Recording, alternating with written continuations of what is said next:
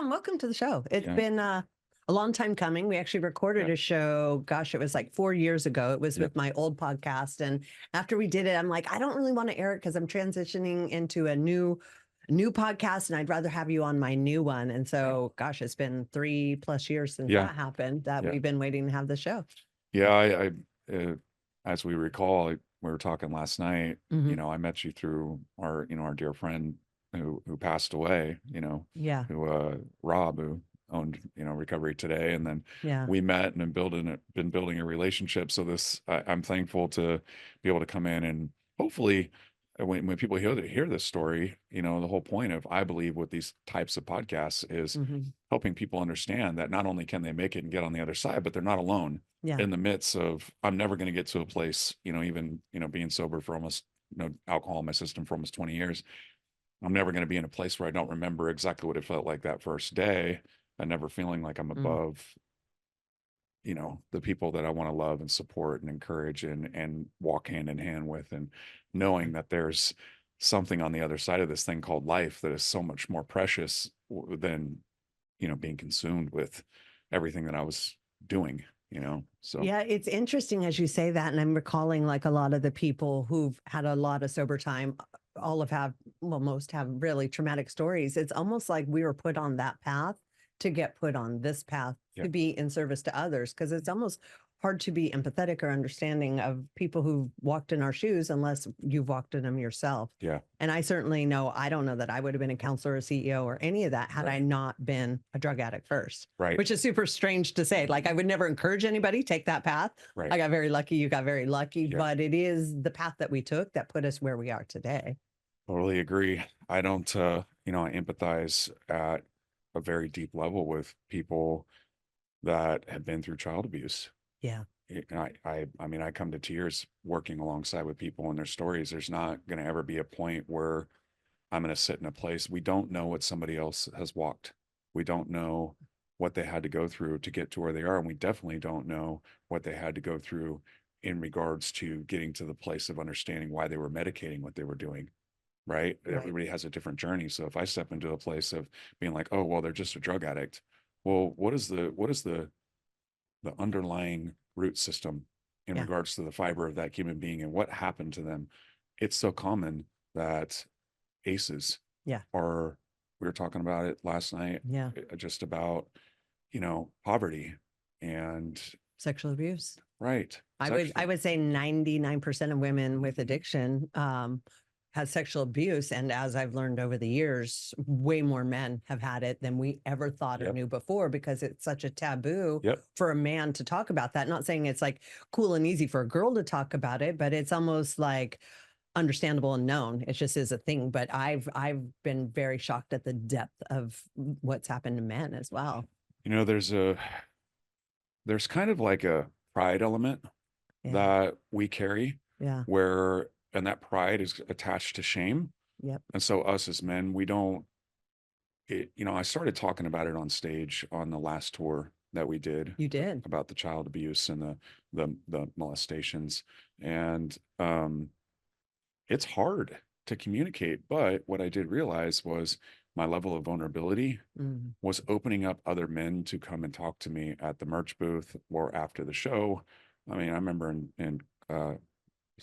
it was Colorado, there was a line of it was about an hour and 45 minutes of people that were waiting to communicate their story and what they went through, and it was all just by doing the music and sharing the story in between the songs. So to recircle back to answer your question, what is the story, with Noble Poets? And obviously my rap name's Dirty White. It's not my real name. I'm thankful for that. But Why did you pick that name? Well, that's a very complex question. I'm older in this hip hop game. That was one of it. So it was just call me all dirty because I was dirty as all get out. I was involved in things that were just ridiculous. And then I came out on the other side of it, white as the driven snow. I came out of it with no criminal record. I came out of it with, getting to work in the financial realms, which I never thought was ever going to happen. Yeah. So, we get brought back around full circle, but it's almost like I was dirty and then I just came out white as snow. So it's like, you Well, know, and also your skin color is white, and you're yeah, in a predominantly not white right. industry as far Yeah. as rap goes. I mean, Yeah. there's like Eminem, Yeah. and not a whole lot after that. Yeah. So Yeah. There's not a lot of white rappers. Actually the three tours that I did were with Ritz, and he's a platinum artist, and he's white as well. But yeah, it's predominantly, African American, and um a lot of my friends are African American. They don't even like that. They want to be, don't call me African American. I'm black. call Don't me do black. that. So Yeah. it all depends on, where we're sitting at in our And I do think that's a change that we're seeing where yeah. that's more acceptable. Yeah. Um, Some of my best friends are black, and they're like, "Hey, I'm actually not from Africa. I realize my roots are from Africa. yeah, Like, please don't, like, I just, yeah. I'm your black homie, and I'm actually your brother from another mother. So let's just get over the nonsense and be humans." Right, Right. because they're not calling us Caucasians. No, no, they're not. You're white. No, You're no. whatever it is. Yeah. It's like so Yeah. it is interesting, and I'm glad about that because it never felt right to me because of exactly that reason. And it's Right. not a derogatory term.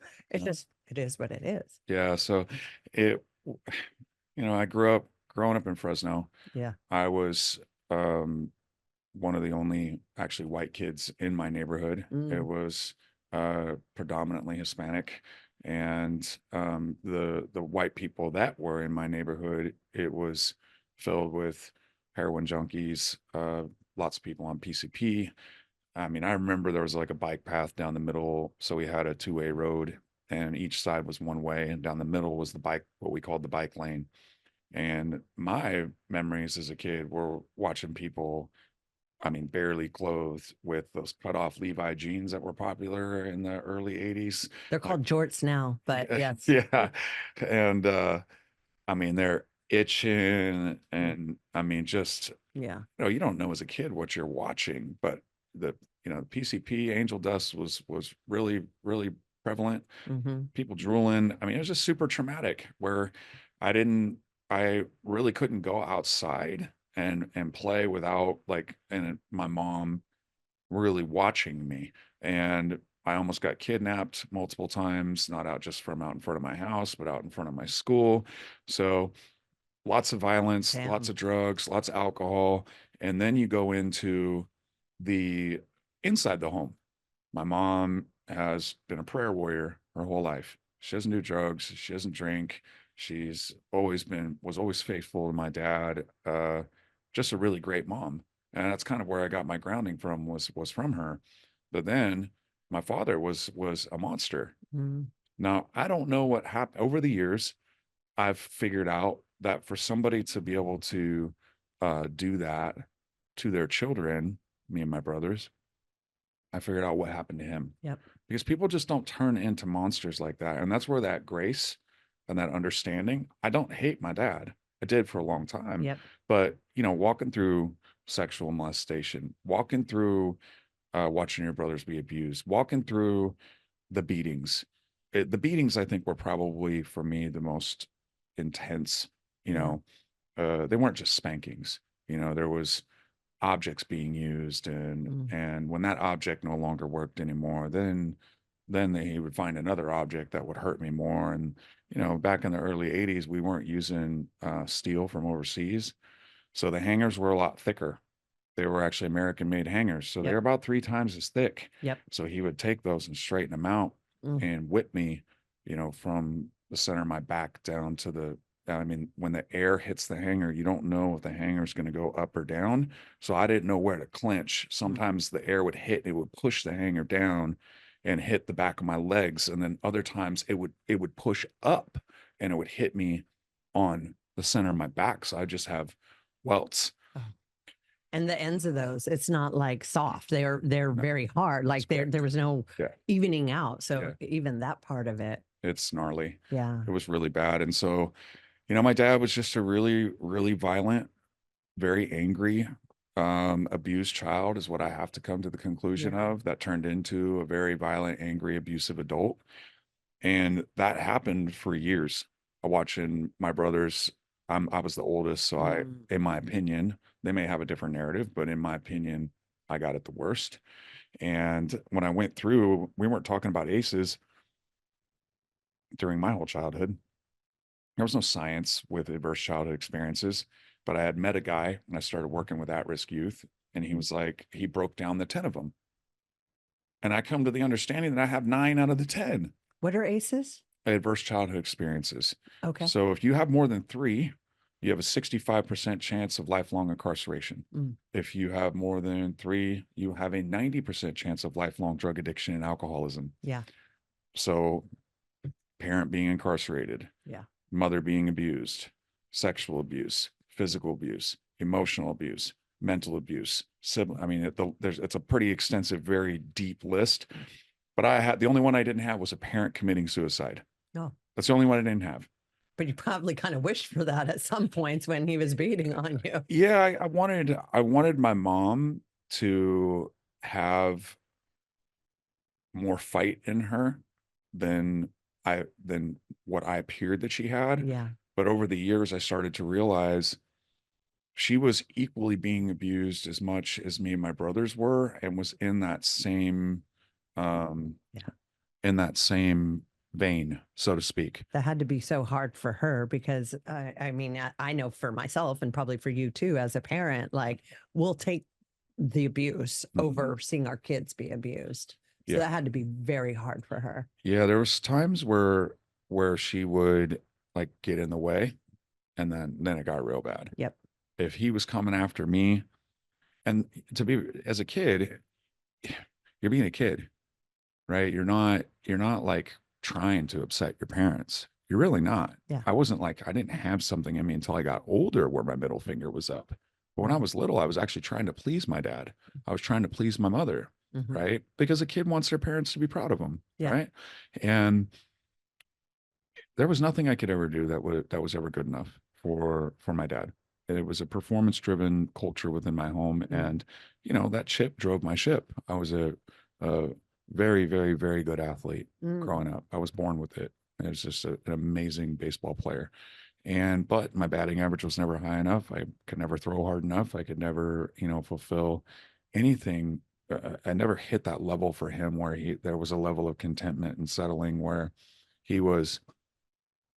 I just felt like he was overwhelmingly proud of me. Now there were times where I'd hit a jack and or hit a triple or whatever it may be, and then he did express that. But the overarching narrative for me is that I lived in a place where you can't get right.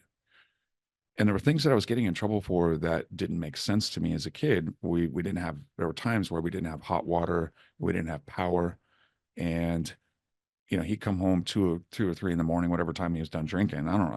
I'm 3, 4 years old, and there's no hot water. Mm. Well, when I was a kid, my mom had to use the big tea kettles Mm-hmm. to heat up our hot water, get it boiling hot, and then mix it with the cold water coming out of the bath. Well, 2 o'clock, 3 o'clock, whatever time it was, he's raging through the front door, wanting to take a hot bath, hammered drunk, and screaming at the top of his lungs, "Where is that little MFer? He used the rest of the hot water," just completely belligerent. So I'm getting off my bunk bed and I'm hiding under a very, very small area and just sitting there like this, just shaking in trauma. Lots and lots of PTSD, I bet. right? Yeah. So by the time I was 15, around 15, I had just had enough and grabbed my backpack. I had, I don't know, $350, something like that, around there. And I took off out the window. And that's where the story really gets, it gets intense. The only way I knew how to survive was to learn the drug game. Mm. And I learned it at a very young age. Mm-hmm. I bought my first pound when I was 15. Pound of what? Weed. Okay. I never really got into anything. I never got into selling anything outside of that because I was really good at selling weed and I liked smoking weed. And I knew at that time, if I could somehow get to the arena where what they called it back then was skunk weed, right? But we all know that's just normal weed now. But back then it was kind of a mystery to even have that. And it was good because when I was growing up, it was like dirt weed or something yeah, better. yes, yeah. And And it was like 400 an ounce. Yeah. or more sometimes, right? And some people were paying 4.80 an ounce when I was 15, right? It was 20 bucks a gram or 25 a gram all the way up. And so, I bought a pound of stress. We called it stress. I bought a pound of stress, and from my friends that, I grew up with Mm-hmm. predominantly Mexicans, so I had a lot of Mexican friends that Mm-hmm. that had, connections in that world. And so, bought my first pound, sold that, and, got 2 pounds, worked my way up to, 5 pounds. And so then, even back then, though, 5 pounds was only, you know, a couple $1,000, because, pounds of stress were only like $400, Wow. 350 or something. But I ended up working my way up to where then I could start buying, ounces of, 1 ounce of the good stuff was as much as a pound of the stress. So then, you get up to a quarter pound of the good stuff. And then I started to realize that it was all being grown up in Humboldt County. I Mm. started to get wind that this is where it was all at. Yep. Right. Yeah. Even And growing up in Reno, I knew that. right. We all knew that's where you went to get the quantity you're looking Right. for. The Emerald Triangle. And Yep. I also knew, we started hearing about the prices up there Mm-hmm. were a lot less than they were in Fresno. And so I was like, wait a second, I can pretty much, if I can get an ounce up there, if I can get a quarter pound for 1,000, I can make really good money on just a very small amount of product, as to having to try to move a lot of stress weed. You had to sell a lot more, Yep. which means there was a lot more interaction with people and a lot more problems that can come from Yeah. that. A lot more risk. And there was. Yeah. So I started getting robbed, it's just Yeah. stuff just started getting bad. But I got pretty successful pretty quickly. And I really believe that's because of my people skills. I've always had great people skills, and I just did the right thing. You weren't, what you got is what you paid for, right? You pay a certain amount, you get a certain amount. I didn't short people. I just didn't, if anything, they get a little bit more. And I'd always keep them coming back, because it's like, oh, he'll give a Yeah. quarter gram more, or whatever it may be. And so by the time I was like 17, uh, my roommate in the apartment that I had probably about 200 people a day coming in and out of there. About, it was like New Jack City, like a little white boy version of it, right? In this little apartment. And I was Not suspicious at all. Just the ongoing like slaughter of fucking boom, people boom, in and boom, out all boom. day. Yeah. And so I'm at the first Warp Tour, actually, the very first one. And Was came, that up in Shoreline? Where was that? yeah, it was I think it was Shoreline. I'm Yeah. pretty sure.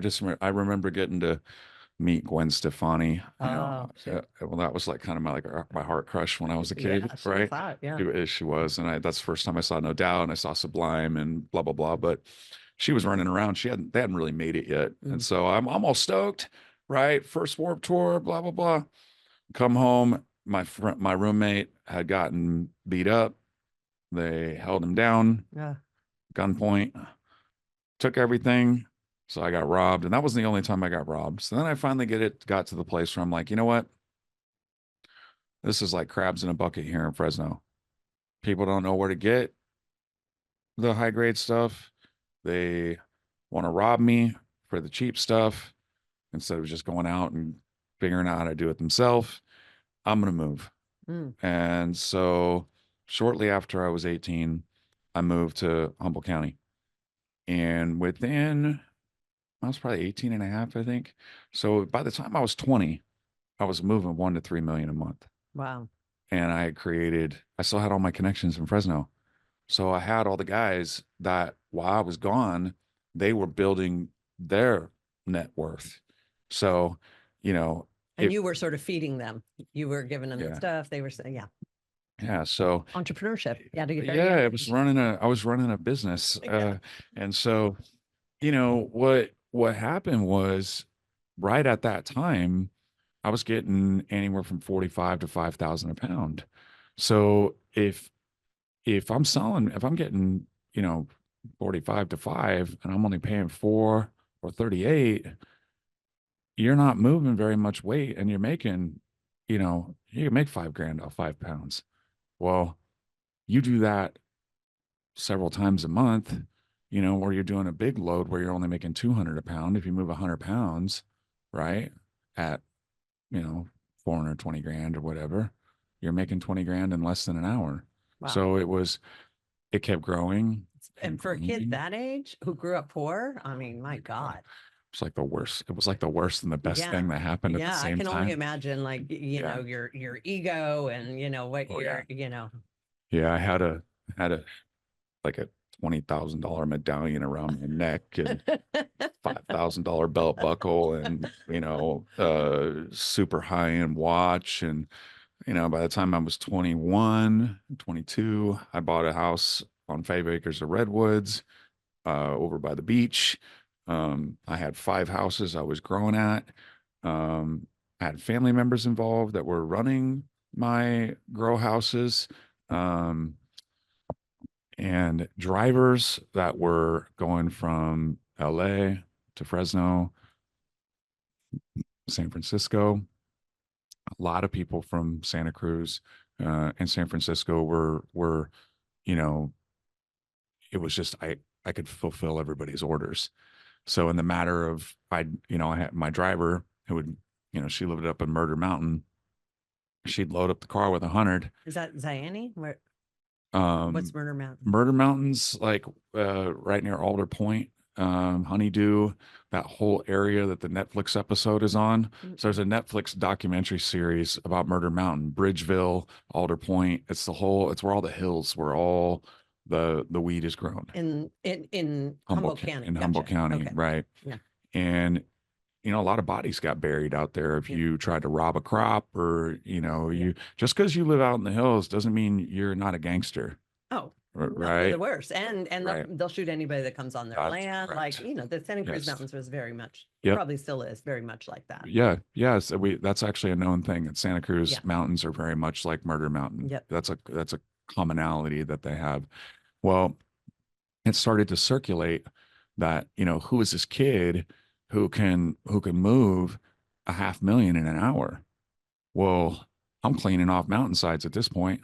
I mean, 100, go back up, get another 100, go back down. I mean, and it was just, and it kept getting bigger and it kept getting bigger and it kept getting bigger. It got to the point where I remember one night we were all blown out, and I'll get into the drug part in a minute because I actually didn't sell hard drugs. But I remember one night we were all blown out and I had like, I don't know, 100, let's just say 100 grand, you know, it was probably 25 pounds in a duffel bag. Right. And we'd been on LSD for a couple, 3 days. Oh, Yeah. God. I'd probably eaten like 80 hits. Oh, Right. and Which we'll get in. stayed up that whole time. Yeah. Which we'll get into in a second. But, and we had the bright idea. I was like, you know what? Like we're ballers. Yep. We can do whatever we want. I was like, let's have a pound fight. So I pulled out the duffel bag and I've got like 38-foot tall ceilings at my house and I got several stories, right? And so my boys are like at the top and throwing pounds at me and we got, you know, weed flying all over the place. I'm getting hit in the side of the head with a turkey bag filled with a pound. And my brother, you know, comes over the next day and I'm like knocked out because I've been up and he's cleaning up. Yeah. He goes, what? He's like, I just found 2 pounds outside on the ground by your deck in the weeds. What were you guys doing? I was like, well, we were throwing pounds at each other.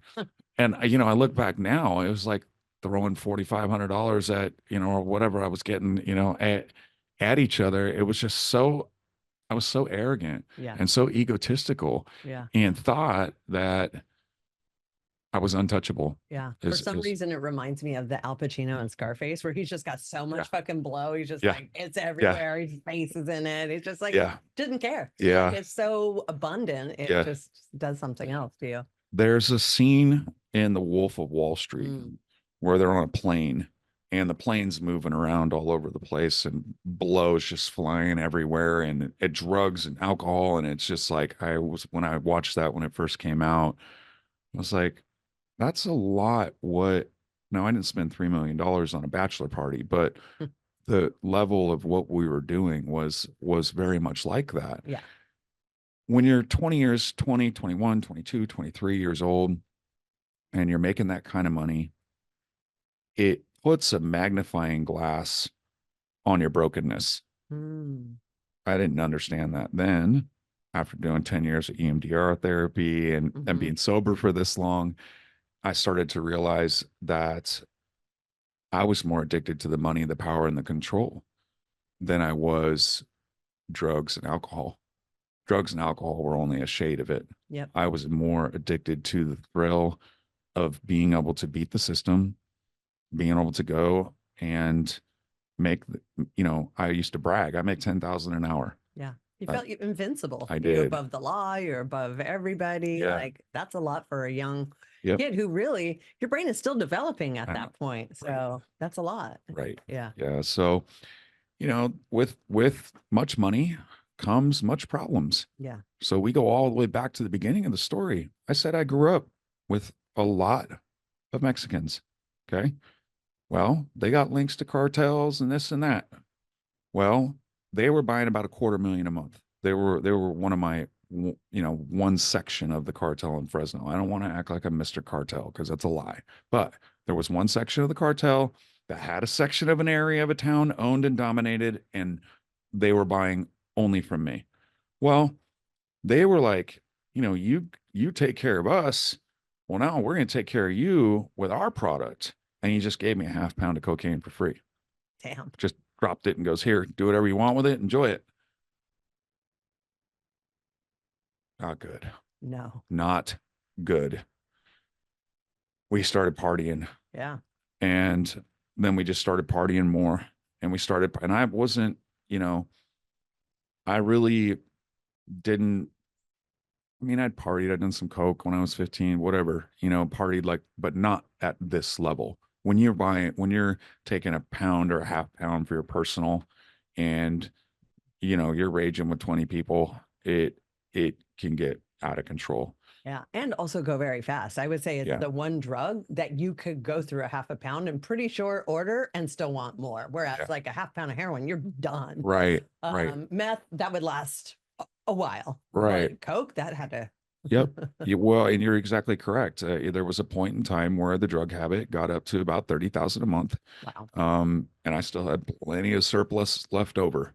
I still had tons of money to do whatever I wanted to do with it. It wasn't even phasing me. Yeah. I remember one month my safe was filled with $5,000 stacks, and I don't know how much was in there. There had to have been probably 55 grand in there. And it was like, I just chunk. If I could have done one of those new, iPhone videos where it just shows the quick how fast it actually went. I was like, we just burned through all that cash. But when the cocaine got involved, that's when the decision making started to kind of go out the window. When you start to get up into that level where you're selling as much as I was, you meet other people in other realms that are up as high as you are. Right. So we You met. attract what you are. That's right. Yeah. And they were involved in other things. So I had a friend, he went to federal prison, but he was bringing in pounds of molecule, raw MDMA, Oh, shit. in makeup containers from Amsterdam. And so then we were getting raw MDMA. This was coming straight from the lab. And that's kind of like was new at that point in Yeah. time, right? That's Yeah. like when it came on the scene. Mm-hmm. Yeah. There was people that were doing, we called them pressies. I didn't touch those pressies, all those press pills that were, what people were, I didn't touch that crap. I got the raw powder. And Yeah. so I was, we had a couple ounces of that, or, at any given time, I could have 1 to 4 ounces of that in my freezer. Right. And then we met somebody from the Dead family who had access to a barrel of the 80s fluff, cleanest LSD on the planet. And so I would have at least 1,000 to 10,000 hits of that in my freezer. And I wasn't selling any of it. I did not get involved in that. We were just consuming it. Yeah. So got to the point where I would squirt myself down with anywhere from 25 to 100 hits of like raw clean L. And when you say squirt yourself down, is that like in your mouth? Like, I'd rub it. I'd squirt it on my face like a psycho. I'm not kidding. I remember. It didn't burn your skin at all? No, I got so crazy where I remember one day I took a vial, I smeared it all over my hands, and I just went like this. Oh my God. All over my face. I wanted to see how far I could take it. Well, then we got a dentist who was involved with getting us the tanks of gas. So, and anybody who's done LSD and gas at the same time, it intensifies your hallucination by Jesus. It's nuts. So then I'm taking cocaine, LSD. Then I got another connection with pharmacists that were getting us 1,000 Xan bars at a time. So I have just a hefty bag full of Xan bars. Same thing with the Valium. So then I'm on Xanax, I'm on Valium, I'm on cocaine, I'm drinking Crown, I'm smoking weed. Just the free for all begins. And Which it's when you just think about it, going. it's like, how are you even functioning in life? Like, how are you walking through and eating, sleeping, or just doing any of the normal things like Yeah. that loaded? I had my friends called me, they told me like I had this uncanny ability. I was literally like a war child. I just stepped into other arenas that people couldn't in regards to the psychedelic realms. And then we got our hands on chunks of DMT. We were, I mean, the size of the chunks of DMT were like, golf balls that I was buying, and, a shaving of it, and you're smoking it, you're completely leaving your body, and I'm mixing it with all that other stuff. So I wanted to see how far I could take it. And I remember now that I look back, I wasn't really thinking like, oh, you can die. I really Oh, you thought wasn't. you were invincible. No, I wasn't like, and now that I look back, I probably was trying to die because the level of pain that I was medicating was far greater than something that I actually, now I understand it. Mhm. Now I've actually reconciled with it. Now I've actually forgiven it. Right. But then I was just trying to escape it. Yeah. Anything to not feel. I mean, I'd have dreams about the molestations. It brings me right back to that place. Even as intoxicated as you Yeah. were, it would still keep coming Yep. through. Yep. Mm. Yep. And I operated in a very deep level place, or I operated in a place of violence, I was about to ask if you were angry. Yeah. right? If and I say this wholeheartedly, in a place of compassion, I did not care if you were a man or woman. If you had enough in you to step to me or our crew or what we'd have moving, I did not care if you got knocked out. I didn't care if you got hurt. I was like an animal because I didn't want, I was like, I'm not letting gender like stop. If this person is going to infiltrate and try to take from us, they will get handled accordingly. Sure. And girls were used for that all the time. That's right. And so, you know, it was very widespread that just don't mess with that guy or anybody he's associated with, or you're going to have a major problem.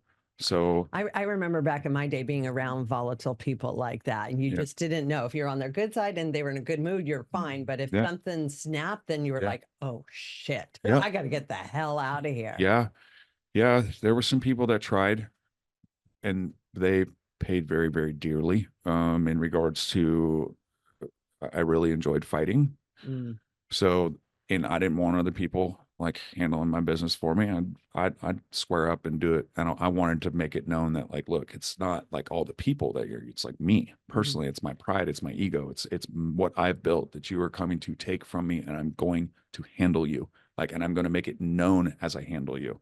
There was one guy that came and robbed me in the beginning when I first moved there, and I stripped him down buck naked, went down to his boxers, cut all his dreads off, left one dread in the middle of his head, and dropped him off at the jail because I knew he had a warrant for LSD. And his face kind of looked like from that movie, The Mask, after we were, and I'm not proud of this stuff. I'm just being honest and vulnerable with like how I handled my pain. This isn't something that I'm like, I don't bang on my chest running around like being stoked that I hurt people. Yeah. That's not my heart. Like it's not who I am anymore. But But it was in your DNA. So it yeah, wasn't unfamiliar. It was yeah, probably yeah. normal. Hurt people hurt people. Yep. That's how that works. Yeah. And so um everything was just getting out of control. I had my brother involved. I had my cousin involved. I had uh my other cousin involved. He ended up moving and leaving because he couldn't handle there's just it was just too much. Yeah. Like watching this on a daily basis and doing what we were doing, it was just horrendous. And the amount of women that I ran through, and the broken hearts, and it's just a trail of filth that I left on a really, really long road. Mhm. And so it got to a place where oxys then rolled in, right? Once we started chopping up 80s and snorting them with blow at the same time. That only lasted for about, I'd say roughly 8 months, roughly. Um, I have something in my DNA where opiates don't really do anything for me. I don't know why. Hmm. I could eat 10 Vicodins and I barely even have a buzz. I don't know what that is inside of my specific You have DNA. like opiate blockers in your DNA. Yeah, yeah. I tell people that they're like, "What? Why is that?" I could snort an 80 up each nostril, and I wouldn't even barely feel anything. Mm. So I used it to take the edge off the blow, is what I did.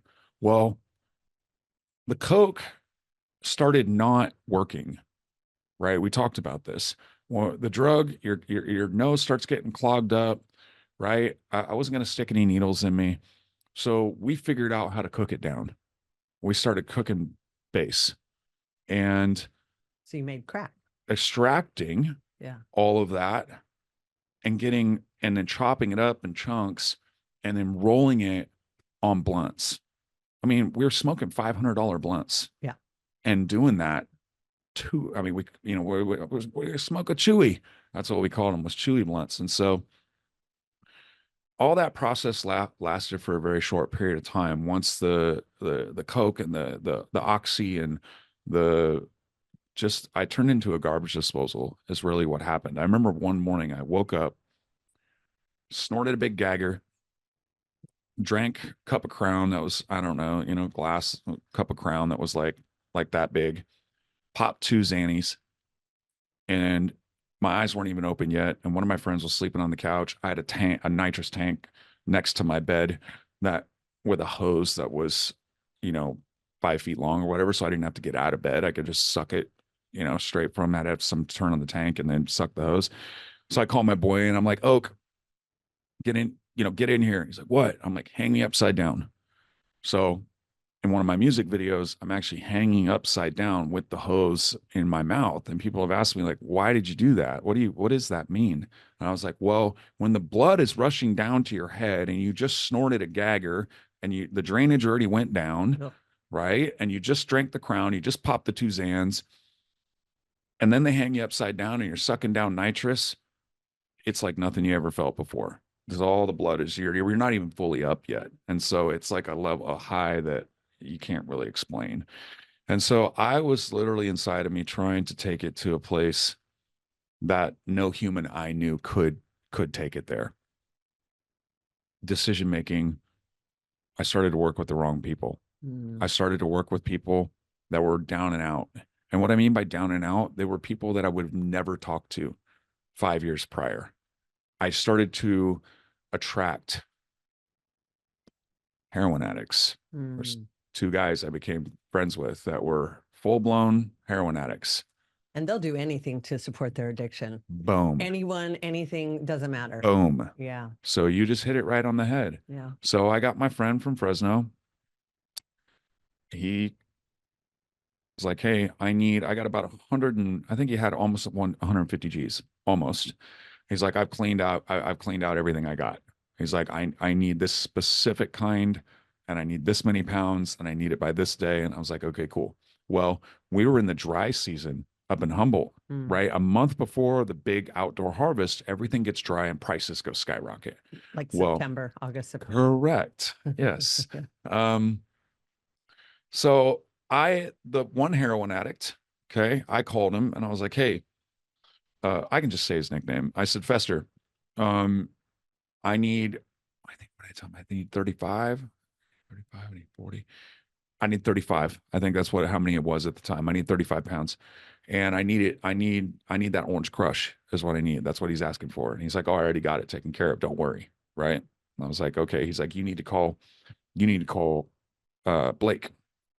And I was like, I don't know Blake. He's like, well, I already talked to him for you. I was like, dude, I don't know this guy though. Like, it's a lot of money. Like, he's like, he's good.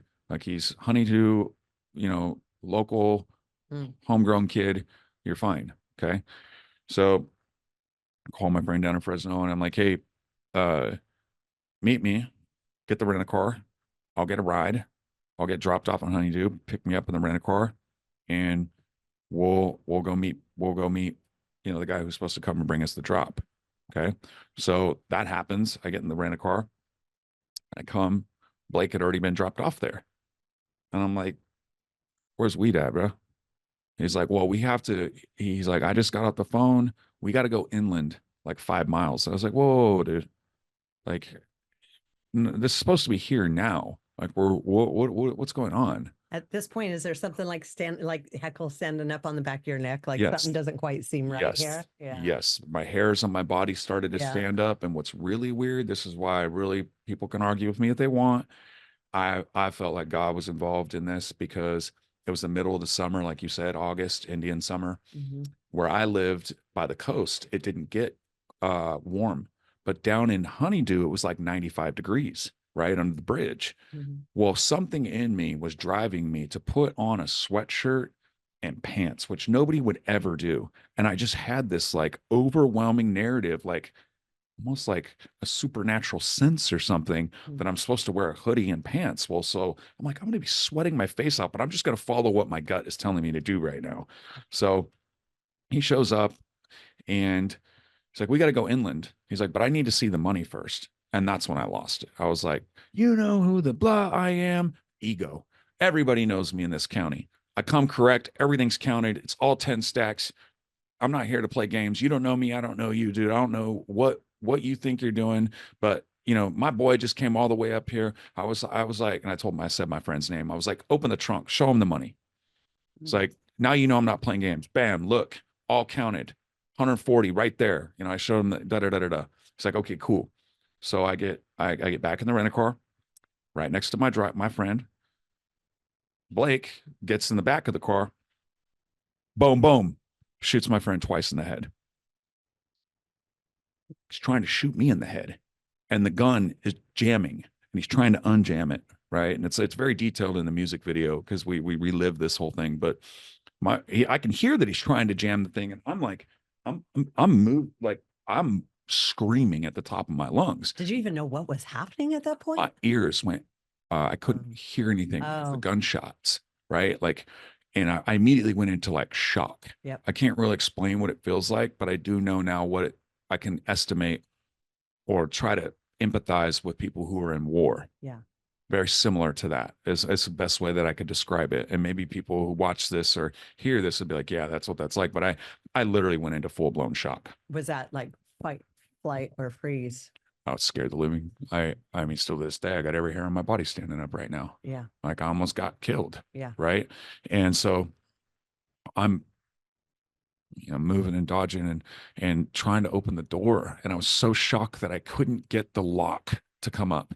And he's like he's screaming in the back, like trying to unjam the gun.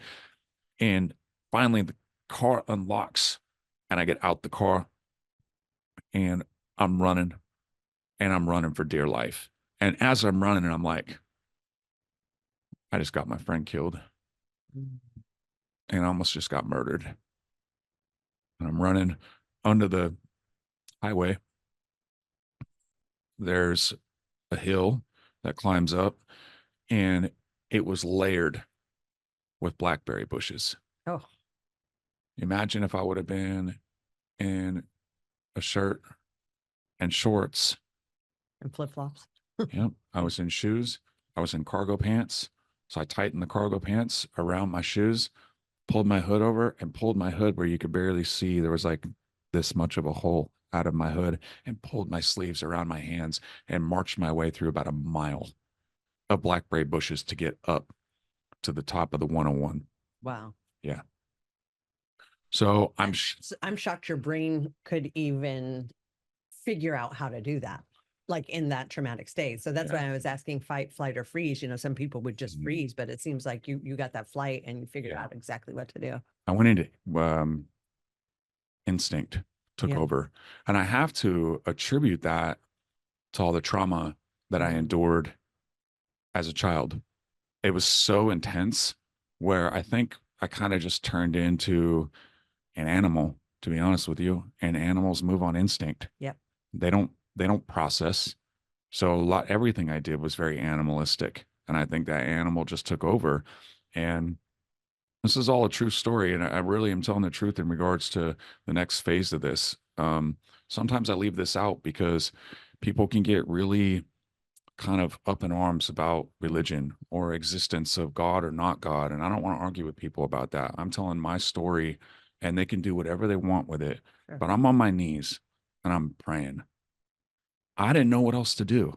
I'd watched my mom pray my whole life, Yeah. and there's no cars around. Anybody who's been to Murder Mountain down by Honeydew, it's not like you're frequenting, there's not like anybody to help you. You're in the middle of nowhere, and I'm on my knees. And I said, God, if you're real, I need help, and I need it now. But I'll make you one promise. If you help me, I will never do this again. I'm out. I'm done. I want to change my life. Right. And I'm not even kidding. It's the first time on any podcast I've ever talked about this. Maybe one other one with Ryan Reese, but it's on my knees. And all of a sudden, Suburban pulls up, opens the door, and goes, I'm a rabbi. Where do you need to go? And I go, what? I go, you talking about like a rabbi from the Bible? Like that kind of rabbi? And he goes, yeah, I'm actually a real rabbi. Where do you need to go? I'm just like, what is going on? How do you explain? How can you, what are the odds of that? That's how my brain started to process in the middle of still being in shock. It's divine intervention. That's what I felt. And I still to this day, there's no argument for me like because this is my personal experience. And so he drives me 45 minutes north to my house. Well, as he's driving me, I'm looking up and I'm like, uh-oh, helicopters. Oh, shit. Multiple helicopters, not just one. I can't even count. It must have been at least 100 police officers, the highway on both sides, sirens. And the rabbi's like, what did you do? And I was like, I promise, sir, I didn't do anything. Like, I didn't do anything. My friend was just shot twice in the head and almost just got murdered. He's like, what? And so I was honest with him. I felt like I was supposed to be honest with him. Yeah. Right. I mean, if you can't be honest with a rabbi, who can you be honest with? Well, yeah. And also the guy was picking me up and I didn't want to put him in danger. Yeah. Even in the midst of me being an animal and everything that I was, I deeply loved people. Yeah. I really did. I was very generous with the people and I'm very loyal. Right. And so this guy's going out of his way. I don't want him to get in trouble. I knew that we were doing a drug deal, but then I processed something. I was like, wait a second. The money's gone. The rent-a-car's gone. Right. When I was sitting under the blackberry bushes, I could see where the car was and I saw the car drive away and my friend get thrown on the ground. Yeah. So I knew the drugs were gone. I knew the car was gone. I knew the money was gone. The drugs never showed up. So technically, there was a jacking is what had happened, right? Yeah. So the 101 is then blocked off in Eureka, okay? And the rabbi goes, look, I am like forcing you that you're going to have to make a statement. And I told the cops exactly what happened. I said, Did he take you to the police station or something? Or? No, they were blocking off the 101. You couldn't get, it was a checkpoint. They didn't, no, he didn't take me to the police station. No, they had blocked off the 101 at the edge of Mendocino all the way to the tip of Eureka. Yeah. They weren't going to let anybody get through without finding out what this was and why this happened. You got a attempted double murder here. Yeah. Right. And so I told the highway patrol, I said, look, we were down under the Honeydew Bridge. He said, for what? That's what he said to me. And I said, what does that matter? I said, our car got jacked and my friend got shot twice in the head. He's like, what were you doing? I said, it's irrelevant what we were doing because I knew there was no proof. Yeah.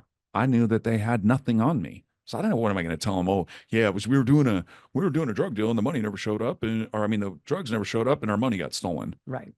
Why am I going to incriminate myself? I already had, as I told you yesterday, I already paid my lawyer in advance to deal with something like this if it had ever come up. Yeah. Right. And so I was like, okay, they can try to prove whatever they want. They're not going to be able to prove anything because there was never a drug deal. So unless they want to try to get me for money that they're never going to see, like I just, in me, I was like, I'm not giving them details, which I think was a mistake. When I look back, I should have just told them it was a drug deal gone bad and the drugs never showed up. And then that would have kind of given them more of an understanding of, I don't think they would have investigated me at such a deep level had I just been honest with them. Yeah, but Right. you were super evasive, so it seemed really shady. And it was shady. Of course it was shady. Yeah. I was a shady human being. Yeah. Back to why they call me Dirty White. And let's say you were in a full hoodie and pants and Yeah. thing in the middle of summer. So it's like Yes. it looked shady. Yes. Well, and I was shaking in trauma. Yeah. I'm Yeah. like, it wouldn't stop. It Yeah. lasted for like 3 hours. Yeah. So made Adrenaline just Yep. fucking through the roof. Yeah. Totally. Totally. And my cortisol, Yeah. right? Just like going nuts. Well, the cop was like, I can't arrest you for anything. Go home. Mm. So I went home, and keep in mind, as we were just talking about a couple minutes ago, I had a lot of people that were relying on me. I had 5 houses, not including mine, that all were filled with lights and plants, right? Like we were all like botanists to a degree. We had the weed game like sewn up in regards to growing high grade. And so, you know, when I got home, I'd made a promise on my knees, remember? I was like, I'm out, I'm done. Mm-hmm. I got home and I'm like, I don't know how I'm going to shut this down. I want to shut it down. I just don't know how I'm going to shut it down. And you have all these people depending on you, Yeah. looking to you for leadership. Mm-hmm. Mm-hmm. All this responsibility. Mm-hmm. And I brought all these people's lives were like, yeah, under my thumb. So I'm feeling responsible. I'm feeling that shame and that guilt. And like, I just screwed everybody's life up. In the midst of that, I'm breaking my house. I had like I said, I had an absolutely wonderful home. It was, I mean, I was back over in Humboldt a couple weeks ago, working with one of the representatives at the hospital, and I actually drove by my old house, and I just like looked at it, and I was like, this was like some serious like baller stuff I had going on. This was not an exaggeration. This house is insane, right? It was like private, secluded, 5 acres of redwoods. It was just, it looked like a Tahoe chalet kind of, nice. Yep. It was really cool. Yep. And I was like, you know what? I got to break this down. So I had a bunch of girls that I knew start trimming all the weed, breaking it all down. What I should have done is just like cleaned it all out and threw it all away, right? Like a week later, these dudes come up on the property, right? In FBI jackets. I was like, don't. I see them coming up because I had private gate. They couldn't get through, and they went around the gate and like started just walking up. And I saw them, and they're told. I was like, we're getting raided. We're screwed, right? And everybody's panicking, trying to put everything away, blah, blah, blah. And they come to the door. Don't. Mr. Barnes. I said, yeah. You Jevon Barnes? I said, yes. And they said, we need to talk to you. Can you please come outside? I said, okay, sure. What's up? They said, you know Blake Edward Chase? I said, yeah. I said, yeah, he just tried to kill me and my friend. And they said, well, he's dead. And I said, what do you mean he's dead? And a tear rolled down my eye. I didn't want nobody to die, right? They said he was found in a dumpster in Las Vegas. He was shot. He was shot in the shot, and we believe that you had something to do with it. And I said, sir, I didn't have nothing to do with anything with that guy. He stole the rent a car and he took off. And I didn't. They actually found the murderer. I don't know, within a couple weeks, they found out actually who killed him. And he was a friend of a friend. So there was no like, even though he did what he did, I didn't want to. I knew people that he knew that were above me. So I didn't want to mess with that world, right? Like there was guys that he knew that were like way above me, like cartel shit, running whole hills and stuff. I was like, nope, not touching that. So, from my understanding, they had caught who had killed Blake, but the turnaround of events was so fast and it was so crazy because Blake, is dead. And I'm just like, man, they're dying now. And so the cops were like, we think you did it. And I was like, listen, we're done right now. Like, do you have a warrant? And they were like, we do not have a warrant. And I said, well, then what are you doing on my property? Like, you were here. They said, well, we took a helicopter in from Vegas Oh, damn. Yeah, yeah. So I was like, well, you can kindly go get back in your helicopter and get that off my property and blah, blah, blah, ego again. Yeah. Call my attorney. I'm like, Mike, like I'm now being investigated for something that I had nothing to do with, man. He's like, we'll get to the bottom of it. Just calm down, blah, blah, blah. And I was panicked because I had a, 5-year-old girl, little baby girl that was living at my daughter was living with me. I didn't have nothing to do with no Mm. murder. And so I wouldn't really cooperate with them. I wouldn't give them details about what happened. They're like, well, we found the car. It was thrown off the end of a cliff. We found the turkey bags in there. We found the duffel bags. I said, okay, so where's the drugs and the money? So I said to them, there are none. I said, so what do you have? You have some duffel bags in a rent-a-car? I was like, Yeah. get out of here with that. Like, come on. You're wasting my time and you're wasting your time. Actually do some work and go find the actual people that did this, right? And so long story short, due to the lack of my cooperation, they tipped off Humboldt County Sheriff Department. Mm. Okay. My house was then raided 30 days later. My daughter was on the property that You day. had it cleaned out by then, though, right? No, Ugh. no, no. It was in a Cadillac with cover pulled over it. It was in my friend's Cadillac because I did some research, which was an old law. I did some research that said, well, if it's on another, if the product is in a vehicle that's on your property and the vehicle's in somebody else's name, unless they have a warrant for that person, they can't search that vehicle. Well, that was not true. Okay. They came on with a warrant. They searched the vehicle. They got 105 pounds in there, hash manufacturing operation, enough lights to light up San Quentin. All the lights were boxed up. The grow op was in the process of being broken down. All the outdoor had been pretty much taken down, but they, they, I think there was 38 or between 35 and 40 of the sheriff's deputies that had come with them. Ugh. And my daughter and the mother of my child were on the property, and so they took her in. They arrested mother of my child, and they put my oldest daughter in custody with Child Protective Services. Oh, man. So I'm then on the front page of the newspaper the next day, which, by the way, I had already been on the front page of the newspaper because of the double homicide, Yeah. right? Like Yeah. double attempted murder. And that's a super small town. So everybody's Yeah. in that paper. Oh, Like, and everybody, everybody yeah. knows you. Yeah. Oh, everybody knew me. Yeah. And so, you know, I was in a lot of trouble. And this is where another place of what I call divine intervention, steps into play. Yeah. So my friends well, they're not my friends, but the cartel that I was working with that was giving us the free blow or whatever, right? They found out what happened from a friend of a friend, and they were like, hey, like, what are we gonna do? Like, you're our guy. We can't get, you need a gun. And I was like, actually, I don't like want that gun. Oh, he showed up at my doorstep, dropped off the gun, had no serial numbers, hollow point bullets, the whole deal, left it at my house. He's like, if something happens, you've got to protect yourself, right? I was like, well, I got mastiffs. I got, I don't need. He's like, just. So I took the gun. Okay. Well, that gun was there the day that my house got raided. Well, that gun disappeared. So did the bullets. During the raid? Yeah. Okay. Which I still to this day don't know of a cop. I know that I do know this, that when the Vegas feds came on my property illegally, they had no warrant.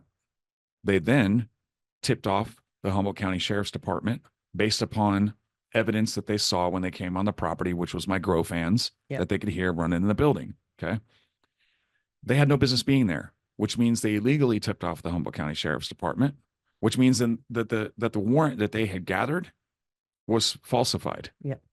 All of it was done improperly.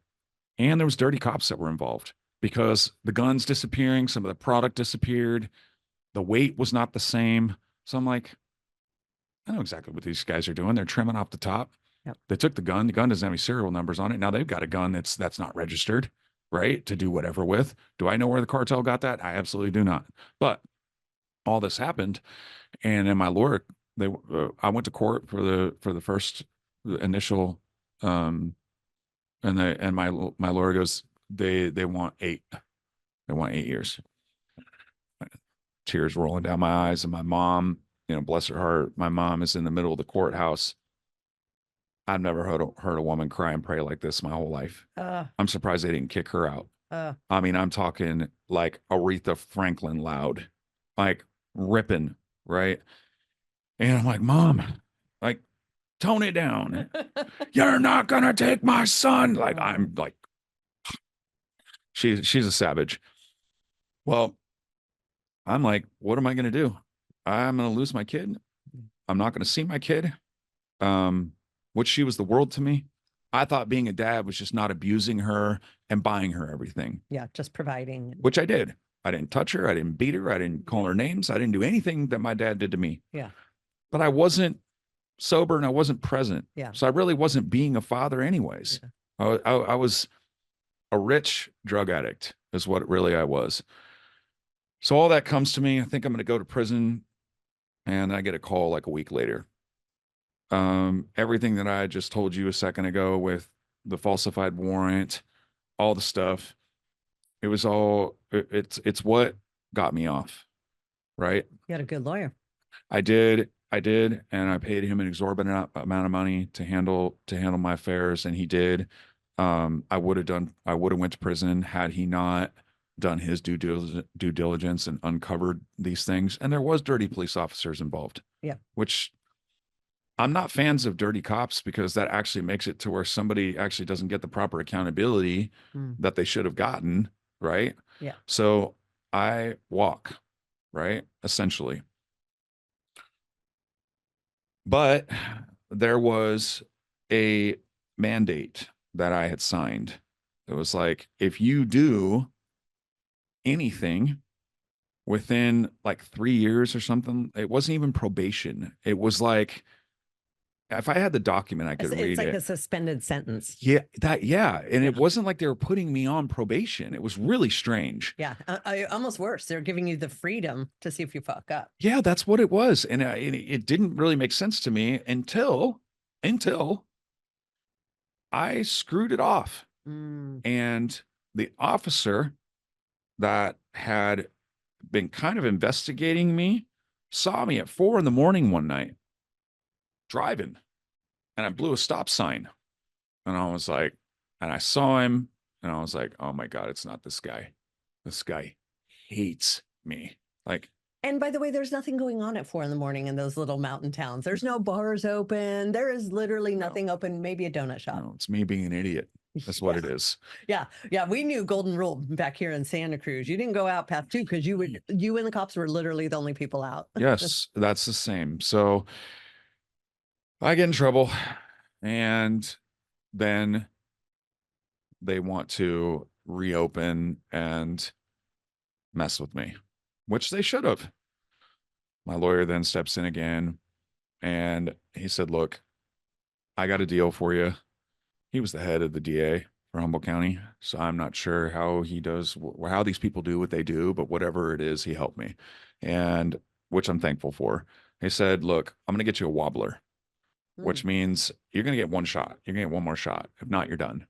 You cannot do anything in a year, and you're going to have to drive every single week, because I was getting ready to sell everything. I was moving to Reading, blah, blah, blah. And he's like, you're going to have to drive every week and meet. Now you're going to meet with a PO. So I did that every single week. And drop a drug test? Yes. Yeah. For 52 weeks. Yep. I did that. And I got sober. I personally, on my end, started pursuing mental health. I started pursuing God, my relationship with God. I wanted to keep my promise to my daughter and God, where I said, look, if you get me out of this, I'll be done. Well, shoot, I didn't break everything down like I said I was going to. I didn't follow anything I said I was going to do. And I still got grace, and I still got mercy.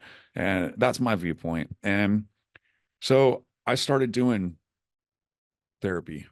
I didn't just like work a program. I actually wanted something a lot deeper than Mhm. that. And it's nothing against anybody we've talked about this. Yeah. It's not against anybody who works a program. That's not what I'm saying. But for me, I knew that if I relied on a program to be sober, if you took the program from me, then my sobriety would be taken from me as well. That's how my brain works.